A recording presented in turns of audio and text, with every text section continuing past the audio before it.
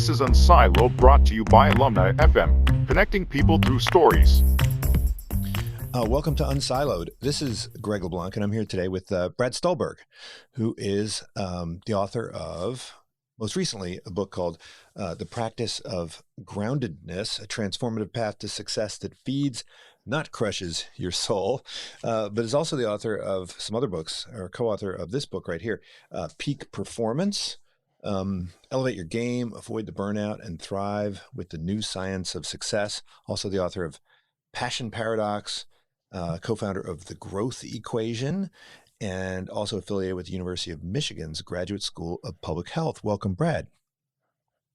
Greg, it's great to be here. So,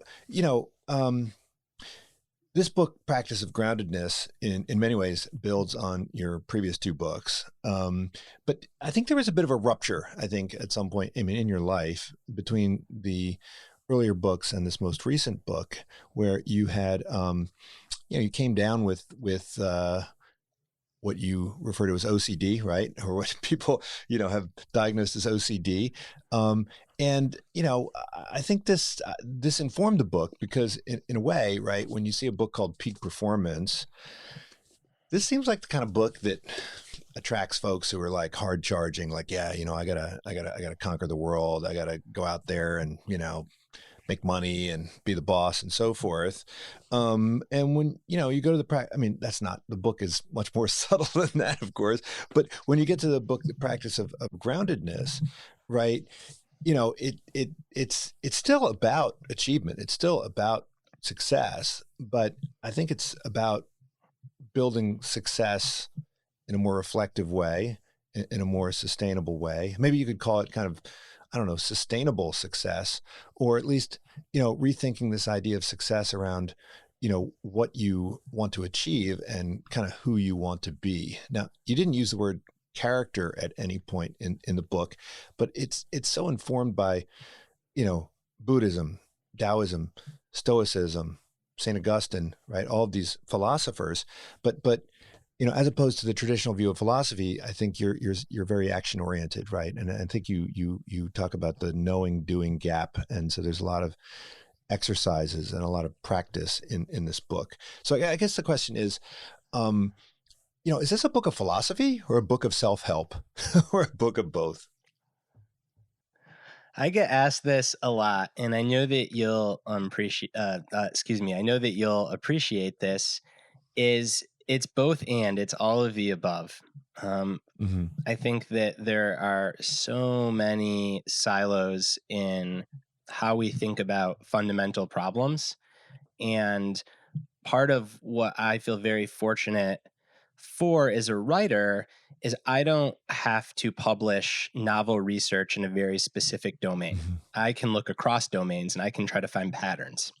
And particularly on these topics of mental health and success and performance, they're softer topics in the sense that it's not molecular biology.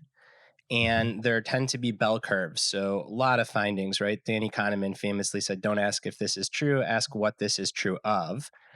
I think that the way that you get to truth with a capital T in this area is by identifying patterns across very different domains of research and looking at history, philosophy, and practice.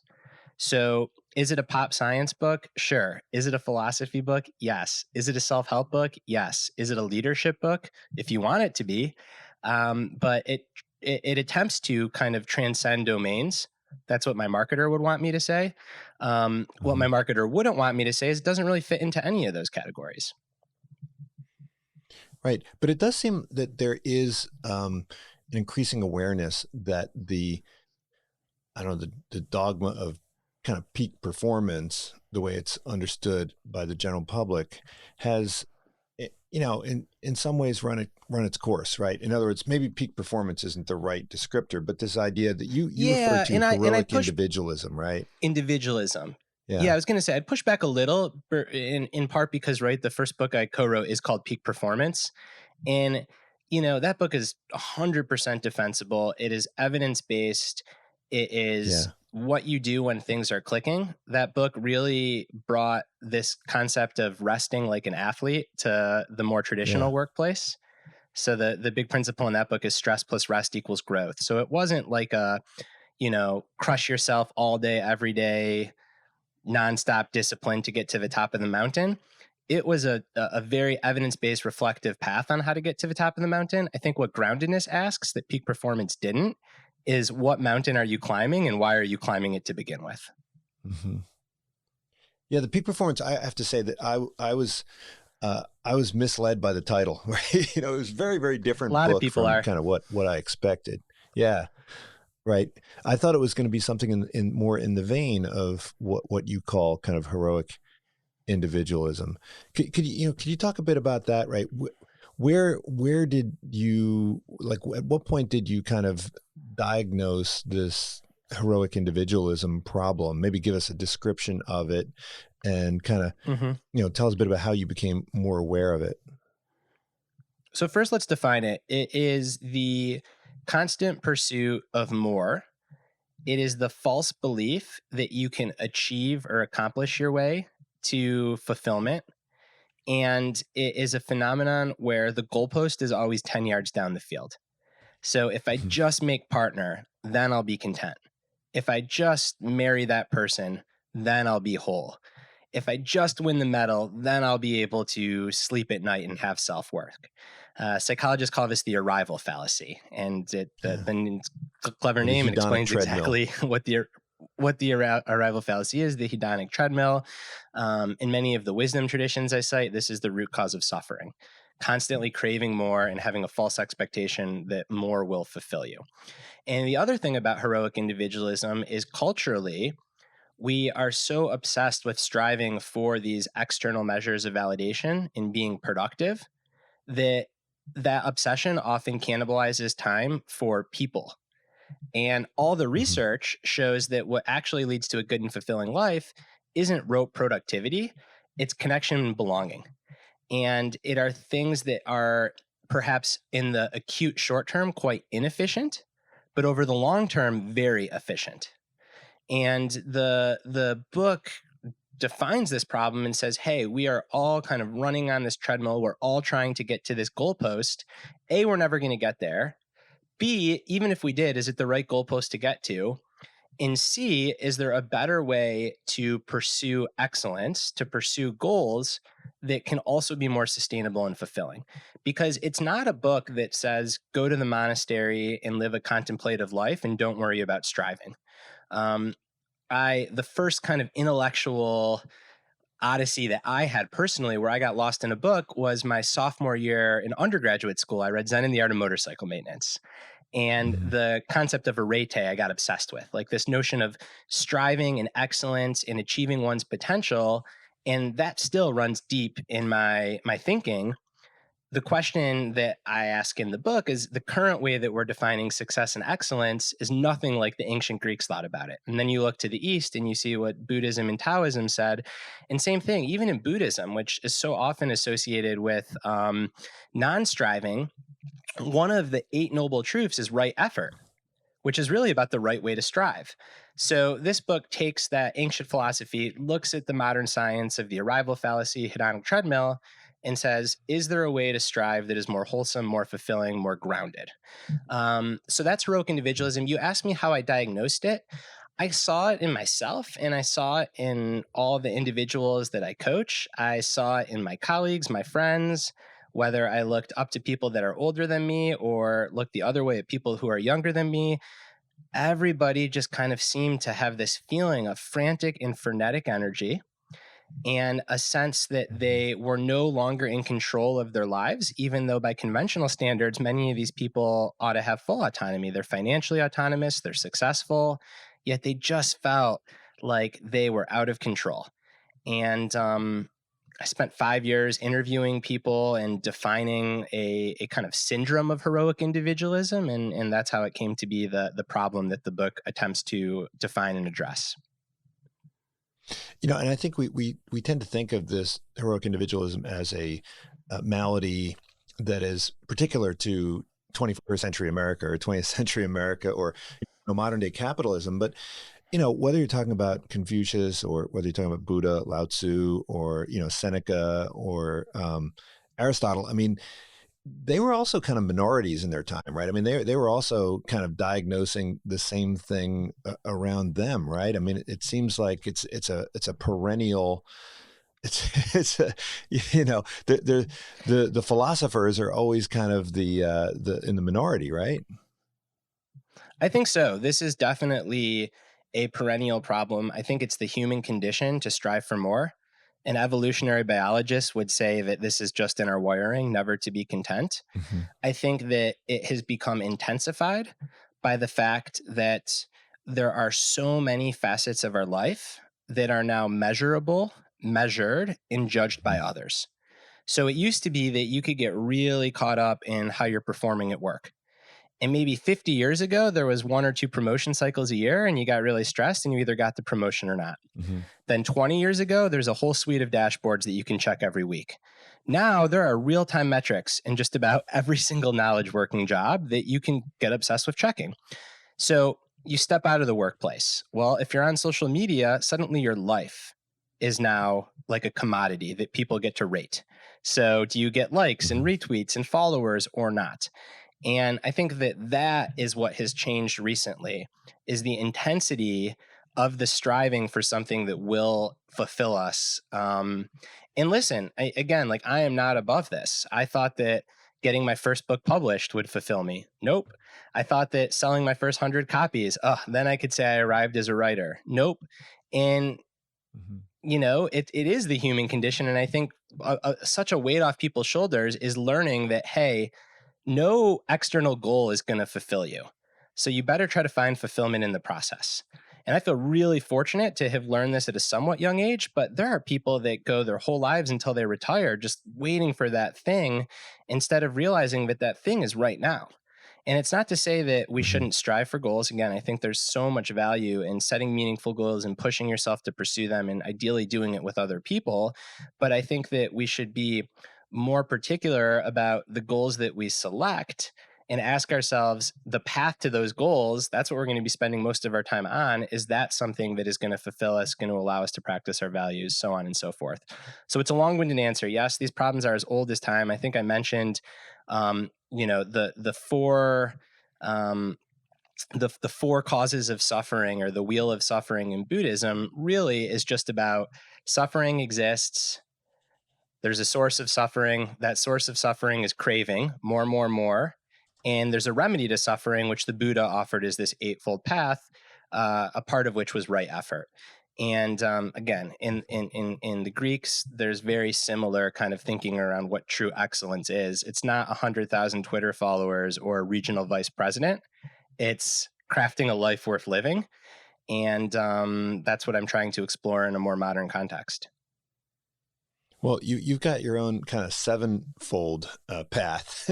We can kind of walk through those different elements of what you call kind of groundedness.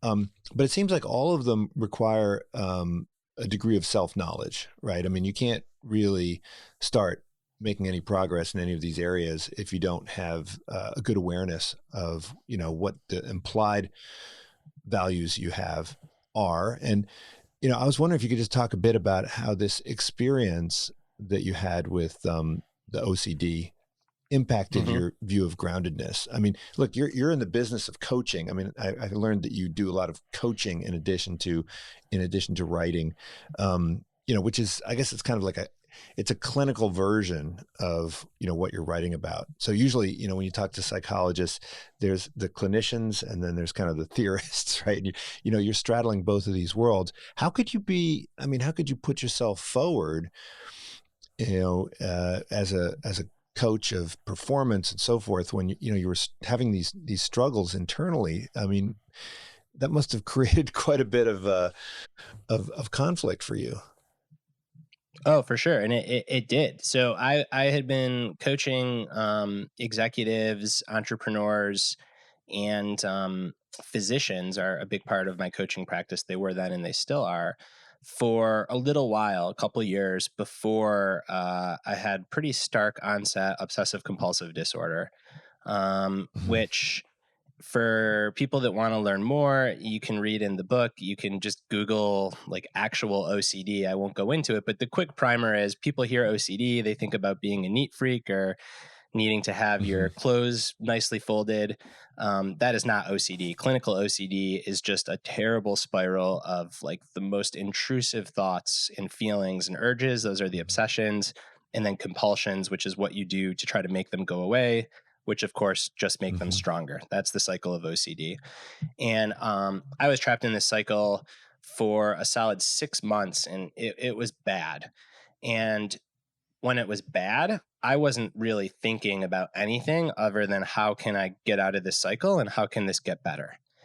Once it started to get better through a mix of intensive therapy and medication, that's when I started to be like, well, wait a minute. I am supposed to be this coach of high performers, yet I was scared to leave my house for 4 months. So how do I square that together? Who am I to coach performers? Especially many of my clients are older than me. And ultimately, a psychiatrist, not my psychiatrist, a psychiatrist mentor and friend said that, guess what, man? Like a part of peak performance is playing through the pain, and everyone's got their shit. So just own your shit. And I did.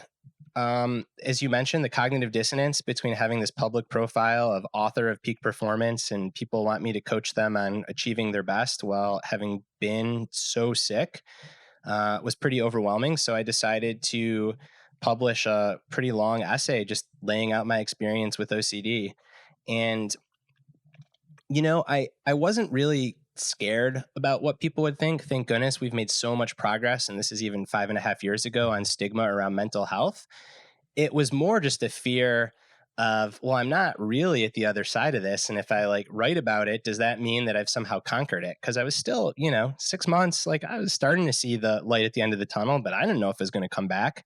And even that was really challenging, but also really powerful to be like, yeah, this might be a chronic condition and I might go through like really despairing periods. And I can have this and still think about peak performance, coach towards it, write about it, so on and so forth. Those two things don't have to be exclusive. It can be a both and sort of situation. Right. Well, speaking of both and, we talk about this as a sickness. We talk about it as, a medical problem, but in many ways, it's a philosophical problem, right? I mean, a lot of the folks that you reference in the book are philosophers, even theologians, right? Do you think we have trouble kind of in our world thinking about things through that philosophical lens, right?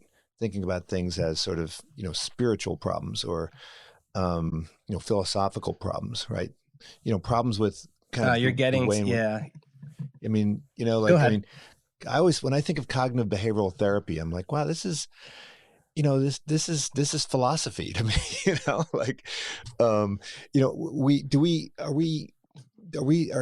are we too dependent on kind of medical language to kind of think about our mental situation, our pain and our suffering and so forth?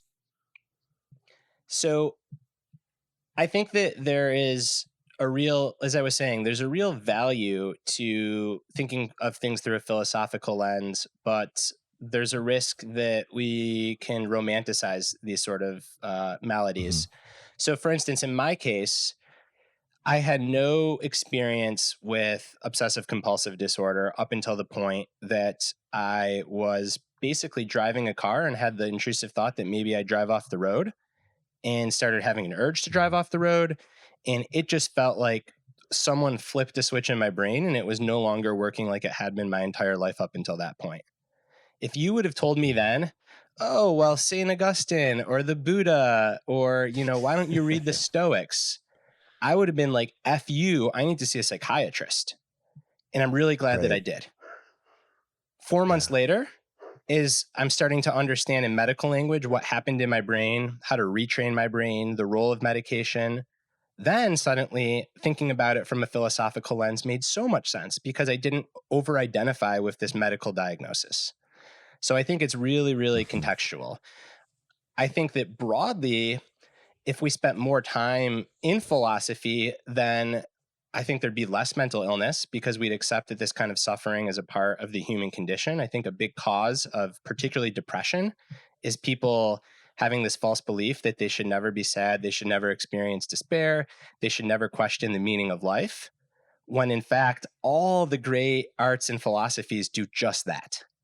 And I think if we can Mm-hmm. normalize that, then when people find themselves doing it, they wouldn't freak out and be so scared, which is often what causes like an anxious, depressive spiral.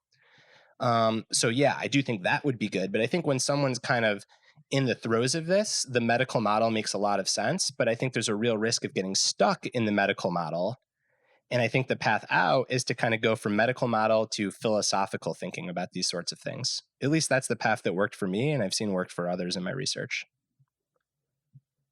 Well, the title of your book is The Practice of Groundedness. And, I think the analogy to physical fitness is a good one, right? I mean, physical fitness requires kind of practice, right? And consistency. And, there's no pill that you can take, although a lot of people would love to have a pill, right, that they could take.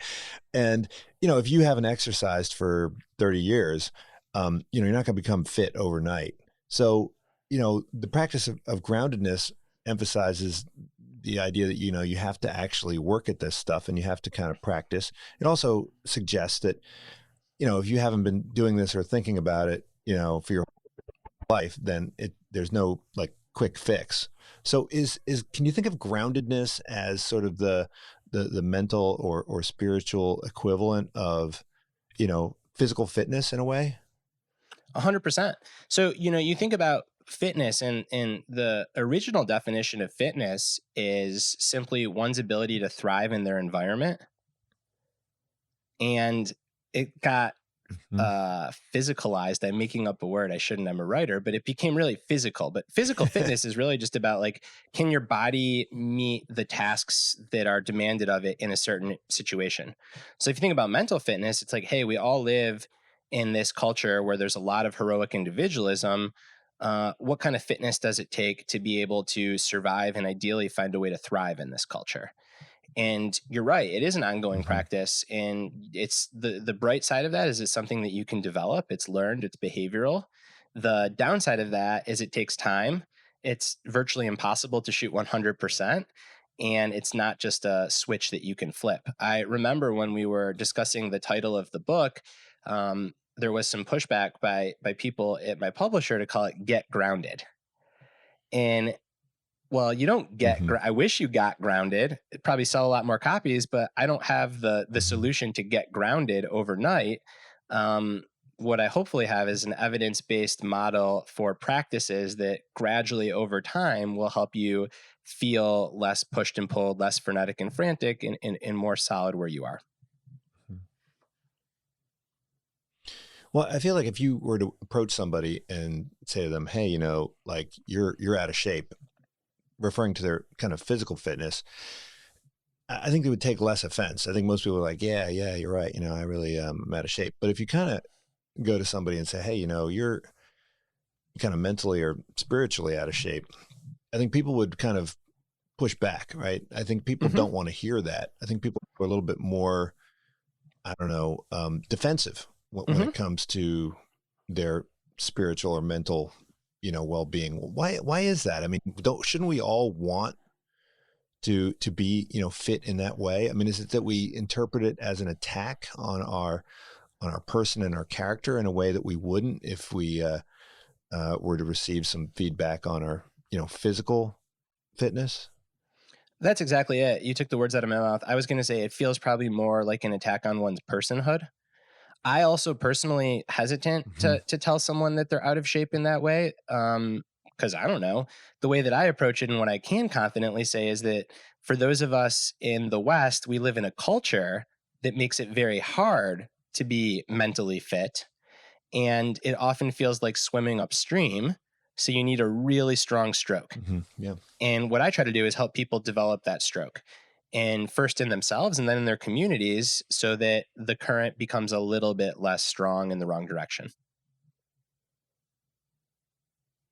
Yeah, no, I like that analogy of swimming upstream, right? Because there's think about the community aspect, right? I mean, if you are surrounded by a community, if you're embedded in a community, and I think about folks who say are in graduate school, right? You go to law school or you go to business school, then the community is kind of created for you, right? Or you belong to a church, right? Then you kind of have this community that you don't really have to work too hard to create. But if you're, outside of those environments, if you're sort of a normal type of person and a normal type of experience, then, it's kind of up to you to kind of fabricate that.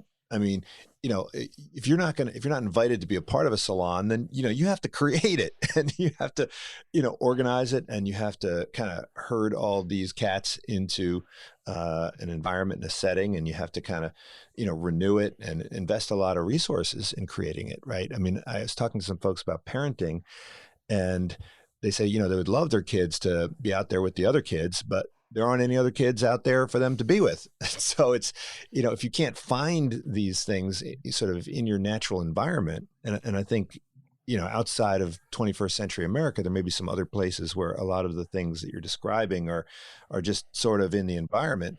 We really have to work hard to basically do all of these 7 things that you mentioned, right? For sure. You have to lead. And that's why I'm a firm believer that the principles of groundedness, it starts with yourself, and then you got to work outward from there, and in very small ways. And it's a little bit out of my wheelhouse and definitely above my pay grade to suggest this, but I think a lot of the societal problems that we're seeing, the solutions are going to be local, and it's going to start really small with groups of people going about their lives a different way. Yeah. And, to your point about that, there's been a pretty precipitous decline of normal gathering spots even prior to COVID. So for all of its benefits and for all of its ails, organized religion had been on the decline long before COVID. So that was a traditional spot where people found community, and not so much the case anymore, or at least less so than historically. Youth, the professionalization of youth sports. So it used to be you'd go to a t-ball game, you'd have a picnic, all the families would hang out. Now the parents are at each other's throats starting in second, third grade.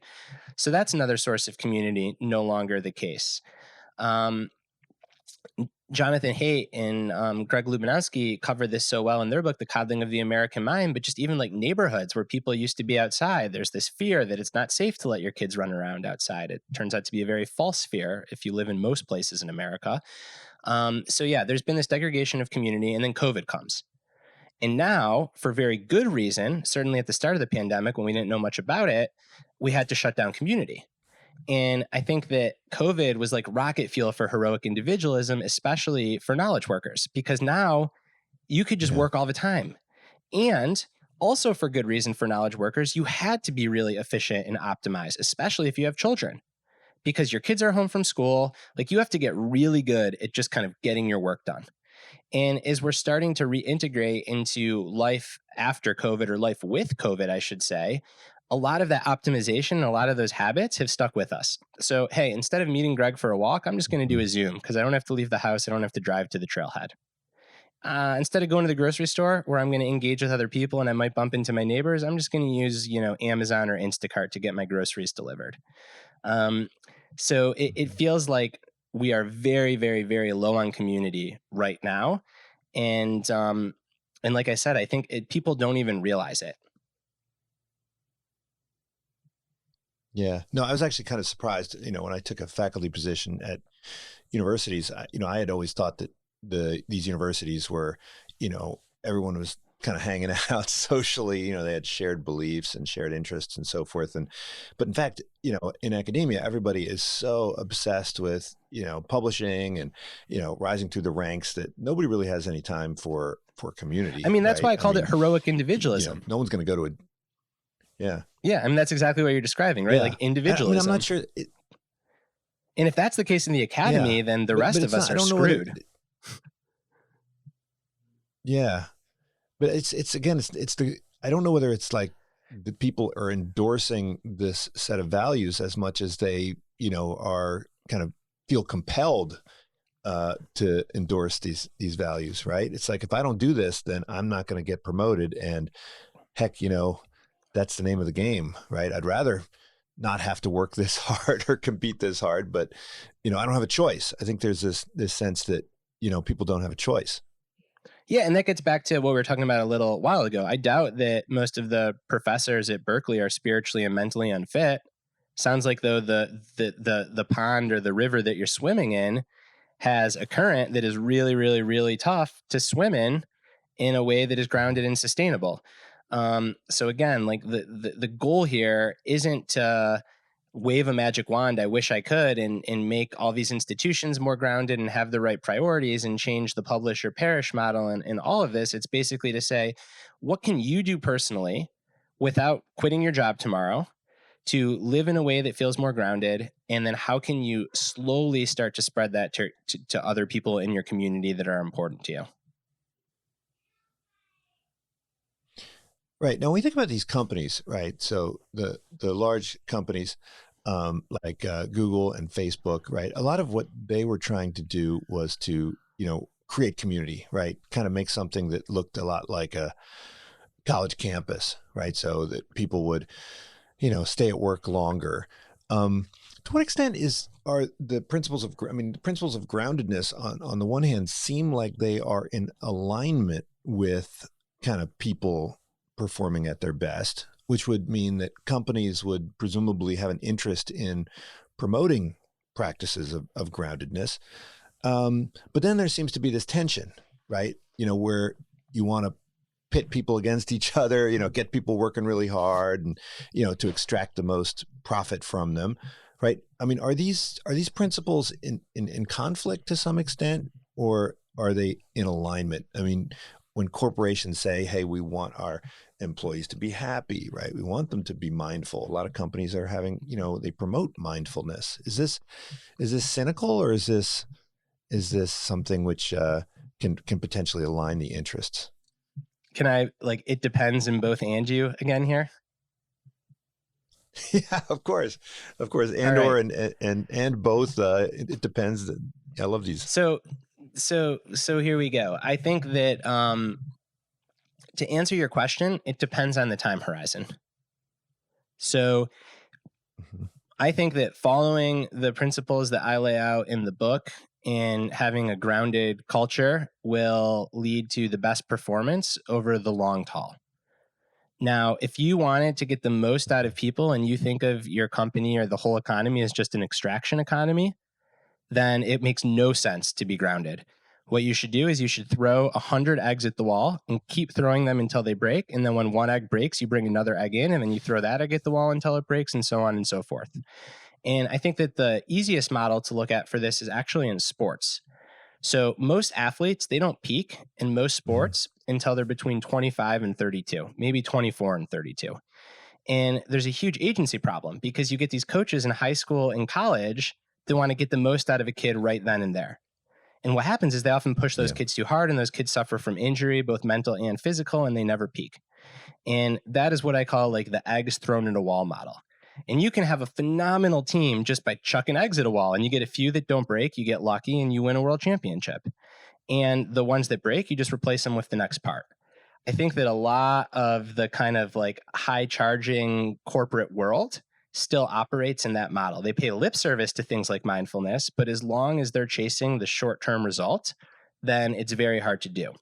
Now, if you wanted to have a company that looked really successful over 10 or 15 years, where there's a real benefit to having people with institutional knowledge who feel ownership of the company, who have been there for a long time, where you don't have to deal with transition cost of training new people, then I think it makes a lot of sense to play the longer game and to really develop people and let them flourish over time.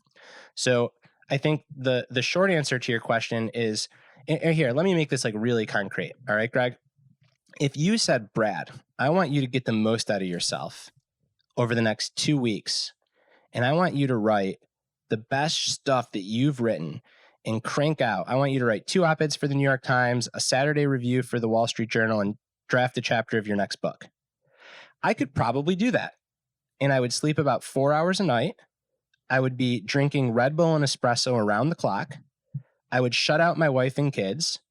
I would absolutely have no time for friends. I wouldn't walk my dog. I probably would neglect my own hygiene. And I'd have a phenomenal 2 weeks. I'd crush it. but that's no way to be good over the course of a year or a decade or a lifetime. And I think ultimately this is the challenge. What's the time horizon that we're working on? And are we actually caring about people, or are we just caring about short-term acute results? Mm-hmm. Yeah, I mean, so that's really speaks to kind of the discount rate, to use the language of my discipline, 100%. right? So in finance, we talk about the discount rate. Yeah, and so a lot of people they can't kind of look past their nose, right? They're just kind of, and I think that the always on digital media environment is one that kind of exacerbates that, right? Because your dopamine is being triggered almost nonstop. Your stress levels are exacerbated. Certainly COVID, certainly the clickbait and all the sorts of technological advances that you reference in the book. I mean, it seems like they're all more or less designed to stimulate high discount rates. We live in a sea that is feeding our kind of high discount rates. Yes, we do. So the metaphor that I use in the book is brown rice and M&Ms. So if you're really rushed and you're really hungry, and someone presents you with a basket of M&Ms or a plate of brown rice, you're going to choose the M&Ms every single time, at least if you're anything like me. And they're going to taste great. And you're going to really enjoy eating them, maybe for the first 10 minutes, maybe even for the first hour. But if you eat M&Ms nonstop for a day or a week or a month, or God forbid, a year, you're going to start to feel absolutely gross. Whereas if you eat the brown rice, you'll feel really fulfilled and nourished. Now, the first 10 minutes of eating brown rice is never as exciting and never feels as good as the first 10 minutes of eating M&Ms, but over the course of a year, you feel a lot better. So what I talk about with my clients and what I talk about in the book is ultimately so many of the decisions that we're making are brown rice versus M&Ms. Do I go on Twitter and spend 15 minutes crafting a tweet that I know is going to go, get 200 retweets and make me feel relevant and statusy?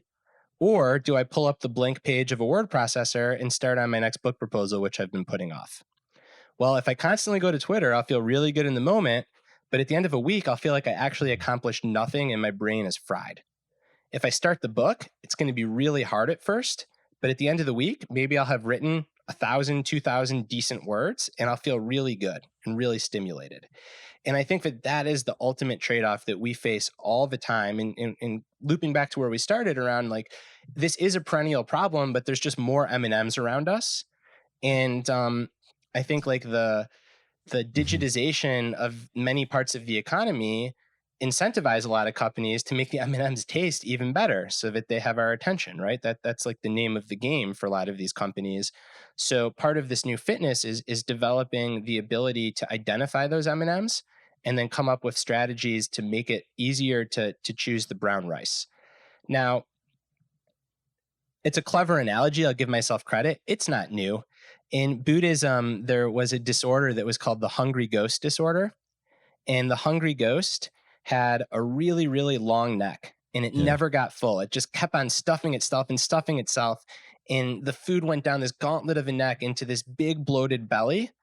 And by the time it reached the belly, the hungry ghost was hungry. So it was eating more and more and more. And it just lived this bloated, miserable existence. And ultimately, that is the risk that we all face if we can't discern what we should be eating and what we shouldn't be eating. And I don't obviously mean that in terms of food. I mean that in terms of how we spend our time. Right. In Plato, it's the leaky pot. In Gorgias, right? You see these everywhere. But rather than walking through all, we've been talking a bit about patience here, but you have acceptance, you have patience, vulnerability, community, right? Movement, and so forth. Do you think that these are somebody who's in the education space, right? We don't have classes on these things, right? I mean, we kind of teach vulnerability in our leadership class, right? Maybe, I don't know. Actually, I don't think we have really courses on any of these in business school, in law school, even in undergraduate. And yet these seem, far more important than, say, I don't know, trigonometry. So can we team up? Well, do you want to teach the course? I'd love it. Do we not? You're right. I don't have an answer. Why don't we teach this? I don't know. And I think that maybe some of it is just institutions move slowly, and the intensification of the M&Ms and the candy all around us, it's been really fast, right? I mean, on a national scale, we're grappling with this in the role of Facebook and more broadly social media in democracy. And the technology has way outpaced our ability to deal with it. And the generous answer is that that's the problem. The less generous answer is that these institutions are just not wanting to change. I think that these principles should be taught probably before college, like in high school. You know, what used to be, what was it? I took a class. I mean, it's been a long time since I was in high school, but like home rec or whatever, you know, home rec, that should not be the class that you sleep through. That should be the class that you're most engaged in, because like life skills ought to be this kind of stuff. You know, just imagine how much high schoolers would benefit if there was a class on social media literacy and how social media can impact your self-worth if you use it the wrong way. I mean, to me, that seems more valuable than anything.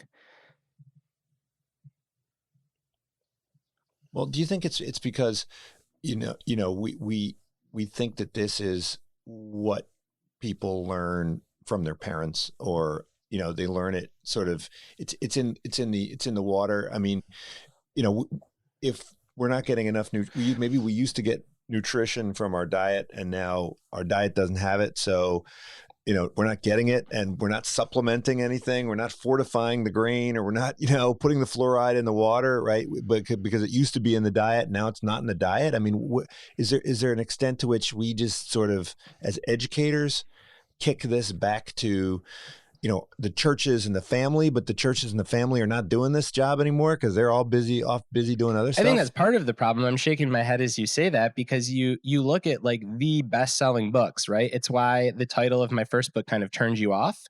And it's why my first book has sold like over 200,000 copies. Yeah. And that was a very, very, to give you some inside baseball, that was a very deliberate decision. That title is cringeworthy for my co-author and I.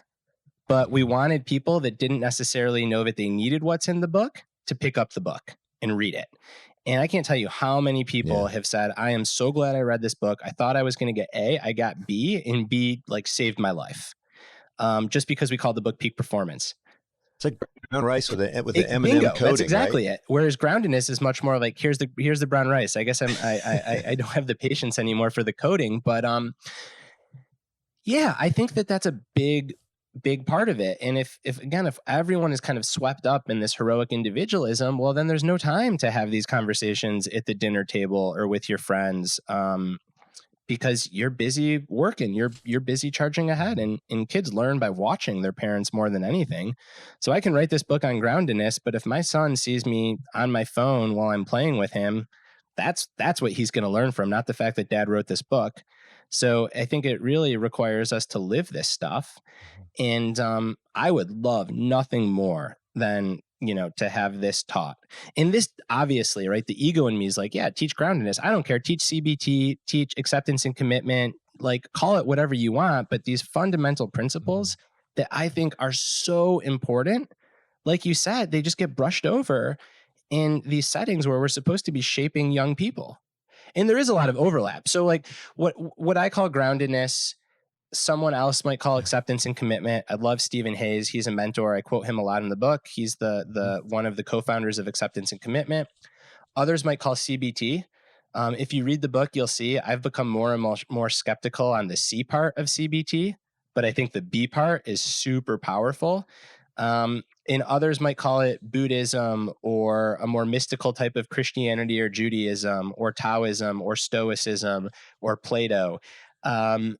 And I think that, the fact, again, back to the pattern recognition, the fact that all these separate silos are pointing towards these same truths, it's like, holy crap, maybe we should be paying attention to these truths and teaching them. Well, we do have, right, a class in physical education, right? But what I found interesting about your last piece on movement was, you're more likely to get the benefits of movement if you kind of incorporate it into your life in a more even way, right? And so, I always think about, when you're looking at the fat content of a piece of meat, right? You could have like a pork chop that is very, very lean with a ribbon of fat on the outside, or you can have kind of a well marbled, right, pork chop where the fat is kind of all the way through.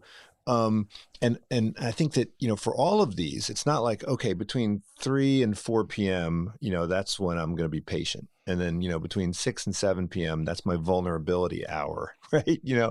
But I think that's typically the way, we think about achieving goals, right? We put it on the to-do list and then we set aside some time for it.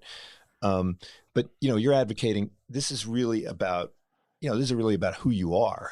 This is about kind of continual practice, right? Yeah. And that gets back to what you were saying about character. I think it's about character. Yeah. Character. Mm-hmm. I love, and that word never occurred to me. I wish it would have. I think it's really smart. The definition of character I like, you might know, I forgot if it was Plato or Aristotle, but basically like character is just habit. It's what you Yeah. do again and again and again. That's your character. And ultimately, I think like this is about developing character, and it's not character from an egoic sense of look how great I am. It's simply like I want to feel good most of the time, and I want to do good, and I don't want those two things to have to be an opposite. Mm-hmm. And I think that's a trap that so many people run into is they think in order to do good in the West, you have to sacrifice feeling good. Mm-hmm. And if you want to feel good, you can't do good. And I believe that is a false premise. Yeah. Do you have to make some sacrifices on status and finance and accolades to feel good? Perhaps. But you can still do really good things for your community, for the world at whole, while feeling good. It just takes developing a certain set of skills that, as we touched on, like they're just not taught. I didn't learn any of this stuff. Mm-hmm. Well, another word that doesn't... it took me, really, to be honest, it took me getting blindsided by OCD, having a phenomenal therapist, and then towards the end of my intensive therapy, switching out of the medical model and being like, wow, everything I just learned in therapy, like this stuff's as old as time. And holy crap, you look at sports science, something so disconnected from living a good life, and you dig a little, and the fundamental principles of sports science are the same as like living a good, this stuff is truly pretty universal. Now, that's not to say, again, back to your like people want to do something for an hour a day. I wish it were plug and play. It's not, but I think that it can equip you with a really good toolkit. And then wisdom is learning what tools to use when. Well, another word that doesn't appear in the book is virtue, but in many ways, what you are advocating is very much in alignment with kind of Aristotle's view of virtue. And as an economist, we always whenever I read something, I'm thinking, okay, is this a story about trade-offs, or is this a story about kind of win-win, right? So I think you just articulated this idea that maybe we don't need to think in terms of trade-offs for many of these things, right? That we are kind of, to use the economics language, below the frontier, right? We can actually have a, win-win, right? And, once we acknowledge that this is not about trade-offs, like either I'm going to be, successful professionally, or I'm going to be happy, either I'm going to be successful in the short run or successful in the long run, that you can overcome some of these trade-offs if you think in a different way. Yes, I think so. I think it first requires, again, picking what mountain you want to climb. If you come to me and you say, I want to climb the mountain of being the Instagram influencer with the most followers based on my body, well, guess what? If you want to be grounded, that's a trade-off you're going to have to make, because I don't think those two things will ever go hand in hand.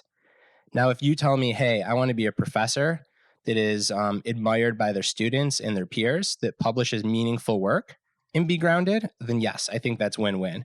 The second thing I'd say is, well, what's your time horizon? Mm-hmm. And that's often where the rubber meets the road for a lot of people. And the time horizon has to be longer than the quarter to quarter cycle, or the I need to have all these goals accomplished by this year. It's a very cliche thing to say, but I think it's so true, which is people underestimate what they can do in 10 years, but they overestimate what they can do in one. Mm-hmm. So they perpetually burn themselves out trying to do too much in 1 year. And then 10 years passes and they look back and they're like, crap, what happened? So why did you, groundedness seems to be like the integration function. It seems to be the thing which all of these different ties all these practices together. Why did you pick that term? So the origin story of that term is I didn't have a unifying term. So I had the problem diagnosed, which I actually first called never enough syndrome. Mm-hmm. And then it became heroic individualism, because I think the individualism part is really important to highlight, that we're kind of all bowling alone. I was on a hike with a close friend of mine named Mario, who was experiencing some burnout in his own life. He's an entrepreneur, was just working really hard. It was a very gray day. This is back when I lived in Northern California, up by you. We were in Redwood Regional Park, and the redwoods were just blowing back and forth in the wind. It was very windy in addition to being gray. And I looked up, and for a minute, I'm like, are we safe? Like, I don't want to get hit by a tree. I know that stuff doesn't happen, but if it's going to happen, today seems like the day. And then I looked at the trunk of the tree, and it was really solid and stable. And then I thought, well, what's holding that trunk to the ground? And it's this root system. And the tree is grounded because it's got these roots, but no one sees the roots. So if the overstory, what I looked up at with my friend Mario, if that's the promotion or the gold medal or the impact factor of the journal that you're the editor of, that's what everyone sees. But when it gets really windy, whether or not you're going to be able to hold the ground, it's contingent on the stuff that no one sees, the root system. Mm-hmm. And each principle of groundedness kind of represents like a root that's holding you to the ground. Now, sometimes as a writer, you just get lucky. So here's where I got lucky. About 6 months later, I was in Big Basin National Park, which is up near the Santa Cruz Mountains. And they have old growth redwoods, so just massive. And I picked up a little brochure because I'm a curious person that was randomly in the park.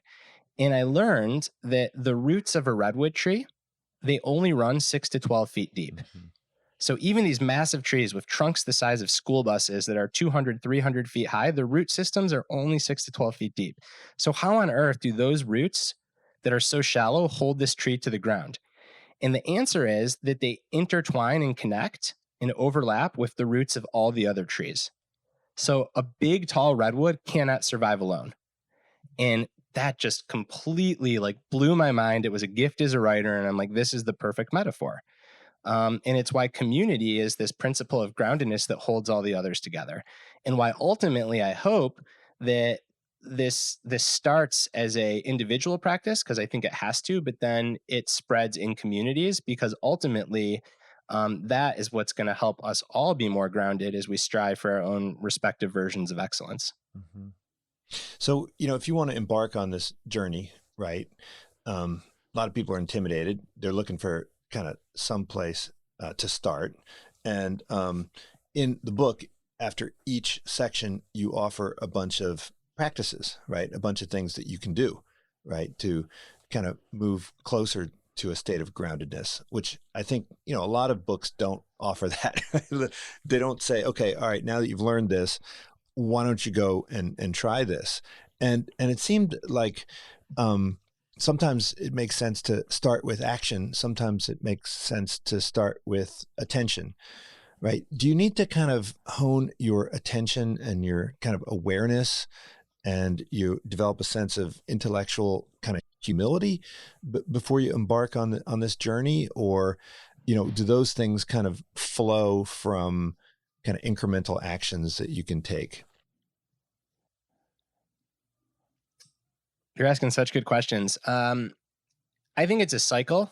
Mm-hmm. So in the book, I called it the being-doing cycle. Mm-hmm. So your being, which is close to what you just described as your awareness, influences your actions, your doing, but then your actions reinforces your being. Mm-hmm. And I think a big problem that a lot of books like this that they run into is that they only cover the being. And this isn't just me pontificating, right? We know that the best route. So if I love to look at extremes to learn. In one extreme where behavior change is very hard is in people experiencing a clinical depression. And no amount of self-knowledge or awareness of what you're going through helps when you're in clinical depression. What helps is think behavior. Your way out of it. It's called behavioral activation.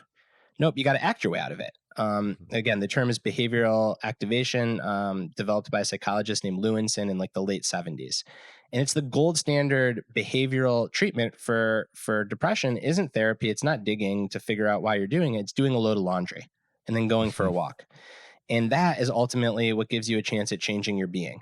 And it's obviously not as simple as that. As someone that's experienced some depression, like I want to be thorough here. Sometimes it requires medication and all this other stuff, but it's very powerful. And any well-trained psychologist would say so. So if that's how you make change when you're really stuck in a rut, then when you're not, action's perhaps even more powerful. But if you have no idea why you're acting or in what direction you're acting or what's the point of your actions, then you're not going to get anywhere either. So I think it's this self-reinforcing cycle.